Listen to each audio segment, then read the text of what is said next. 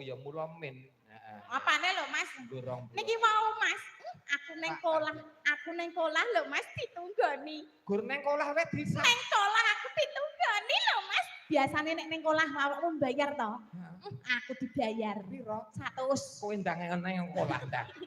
Ndang neng kolah. Ndang. Terus ngopo? Gur neng kolah tok 100 lho. Ora elok to. Niki ngersake tembang lamunan saking Bapak Sidik nggih. Keluarga saking Tangerang, perantauan Tangerang. Bakso nggih. Oh, Juragan bakso, Mas. Nama panjangnya tahu nggak Pak Sidik? Apa, Mas? Sidik Jari. Kok Sidik Jari rumangsa. Juragan bakso ngersake tembangnya lamunan. Tangerangnya mana, Pak? Oh, bukan bakso. Bukan bakso. Kenapa? Kerja, Mas. Oh, setap. Apa lho, Mas, kok setap barang? Setap. Wah, anak kula nggih teng Tangerang setap pemberdayaan dan stamina kerja. Ning kantor ngono kae, Mas. Godhok wedang ning kantor. Edan. Tak kira nek kerja ning kantor pemberdayaan kok ya. Ya ora apa-apa to, penting lak yo nyambut gawe to. Iya. Nah, lagune sing godhok wedang sapa? Lho, Mas. Berarti sampean setap. Lah iya.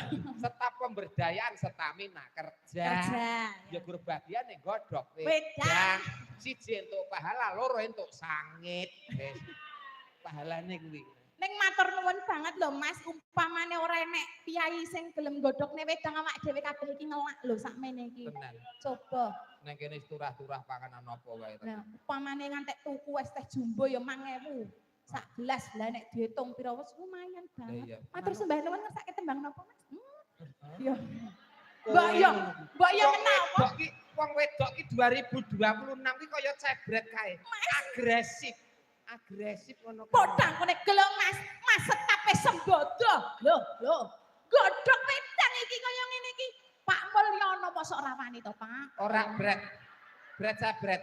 Kowe iki rono entuk neng kolah wae kok nang kamar mandi wae entuk lairmu ki apa kemis, Bret? Lah kok iso kemis? Pakeme wong ngemis kok piye to jane kowe iki? Pengedan. Kok iso rono kae entuk. Kowe iki lho ndang. Ayo goleke Pak. Kowe lairmu Selasa marai kok. Lah apa kuwi Selasa? Selasa-selane menungso lagi arep ngemis toko tutup kok wisan. Ayo to tak goleke pasaran kene. Ya mbok menawa. Pun Pak wis Pak Bayan tasih lenggah. Lho, Pak Bayan Mas. Ayo. Neng endi Pak Bayan neng endi? Duh, anterin Pak, anterin. Anu kono golek Pak Bayan. Pak Bayan sing anu kaose dibledekke putih kae. Nah. Oke. Lah ngono. Waduh. Waduh. Mbah Kakung ke kaya nuntun putune jak imunisasi ya. Tenan. Iki apa to? Kaya nuntun putune arep disuntikke. Nggih, Pak. Kula tasih kuliah lho, Pak. Sumuk-sumuk. Ya Pak, Bayan sumuk-sumuk. Tak pijeti, Pak. Umpama Pak Bayan ki mumet mbok pijet nggon ngendi? Kepalane. Yen Pak Bayan kuwi gerok mbok pijet? Gulune. Yen Pak Bayan sesek mbok pijet? Dodone. Nek Pak Bayan kuwi senep mbok pijet? Wetenge. Lah nek Pak Bayan anyang-anyangen. Manuke. Kendel bocah ki ya. Mosok arep mijet manuke Pak Bayan. Kendel bocah ki. Nggih. Matur. Niki juragan apa niki? Waduh. Iki jana Bapak tasih kuliah lho. Penyanyi. Apa garong to jane?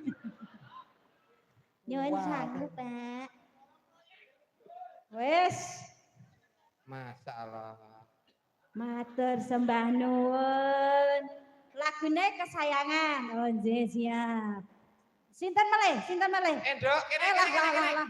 Nggon omah iki, nggon omah La ilaha illallah. Iki lakan apa ganjaran iki? Sita. Nduk.